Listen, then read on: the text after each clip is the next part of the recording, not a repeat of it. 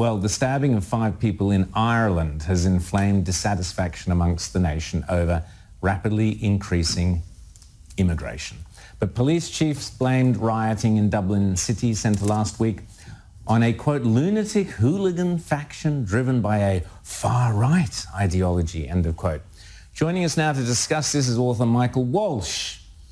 Michael, great to see you. So what's happening there in Ireland? So we had the stabbing and it's apparently far-right if you in any way try to blame the riots that then followed on the questions surrounding immigration. Tell us about it. Yeah, well, everything in Ireland is far-right that is not in lockstep agreement with the government media complex in Ireland. Ireland has a nominal two-party system, which goes back to the treaty that you may recall from watching movies about Michael Collins and Eamon de Valera, which parties split over the treaty that eventually won partial independence from Britain. So they're called Fine Gael and Fianna Fáil. Effectively, they're the uniparty now. They are both in favor of what the government is in favor of.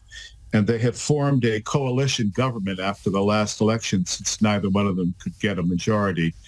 And they are presently in coalition government with a very tiny party called the Green Party, which curiously enough, all of the major government ministries, including the environment and has elements of the immigration in it as well. So it's a powder keg. I live on the west coast of Ireland in a house where my great-grandmother was born. I've restored it and brought property up and moved my family to Ireland.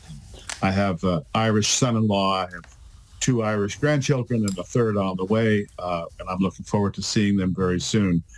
But that's one version of immigration. The other version is the untrammeled, everyone can come in and is entitled to the most generous benefits in the European Union just on their say-so. They arrive with no passports, no papers, no nothing, and immediately demand housing, etc. Predominantly among them, although not the source of this current trouble, are the Ukrainians who have been welcomed with open arms, even though, as I pointed out from time to time, that by welcoming Ukrainian men into Ireland, you are effectively supporting Putin because those men are subject to the draft back home in the Ukraine.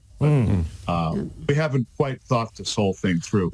But what happened in the stabbing of the day, and it's personal to me. I have 2, as I mentioned, 2 grandchildren, a third on the way, and my elder granddaughter goes to school in Dublin. She's a great schooler, like the victims of this particular stabbing. That was just the thing that set the simmering powder keg off.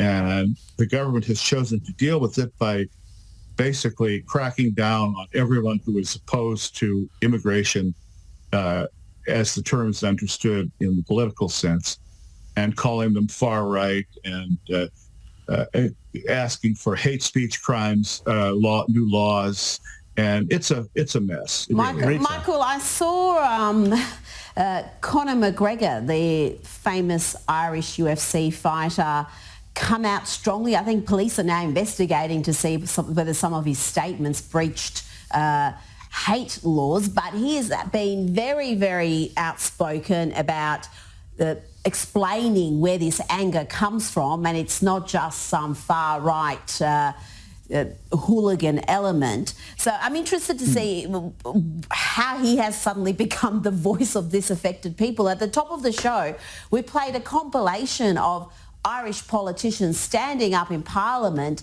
and just making the most absurd anti-white comments. Is there a self-loathing in Ireland? The people are voting for this. Is there a crisis in identity where they hate who they are?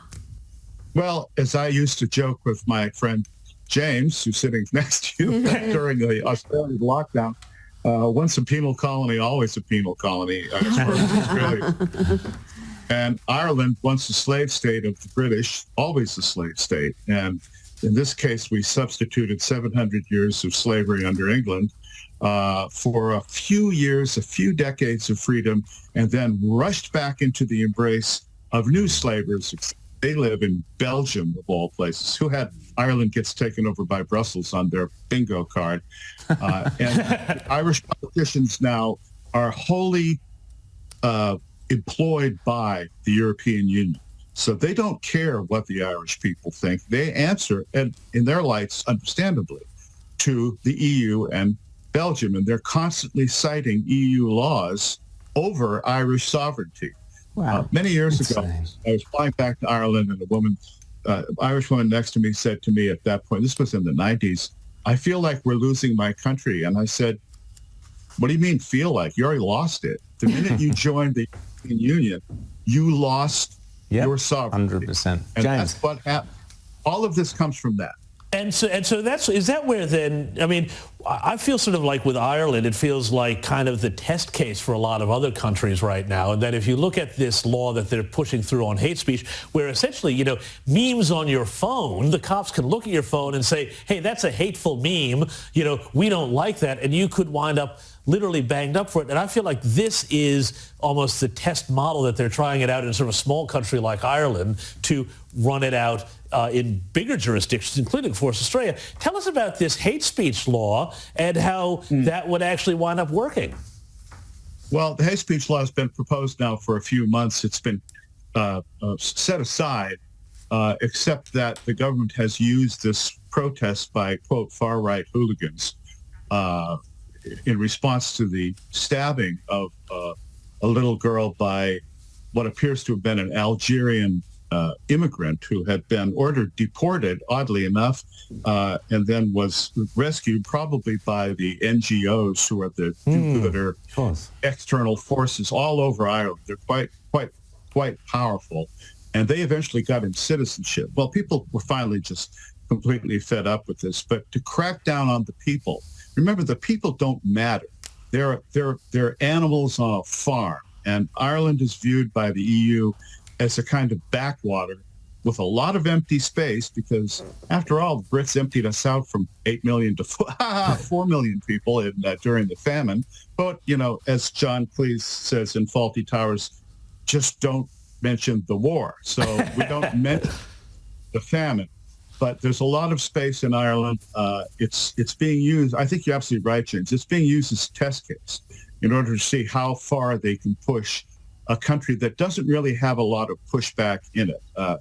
So many of the Irish, like me and my family, and millions of us in Australia, in New Zealand, in Canada, in the United States, are immigrants not by choice, but of necessity during the 19th century, particularly. And so Ireland is really defenseless, and because it doesn't have a real sense of its own nationhood other than its cultural Irishness, it's finding it hard to fight back. And also, Rita mentioned this, the politicians now have decided to adopt American terminology. That is, you're either white or you're not. Exactly. White Exactly. people, and not is good. So we literally have these discussions going on in Ireland where people say, why aren't there more black faces in, you know, television shows about 15th century Ireland? There weren't any. They look at you like you're crazy. Exactly. Michael Walsh, great to chat to you. Sorry, I got to cut you off there. Chat to you for hours. Really great stuff. Thank you so much.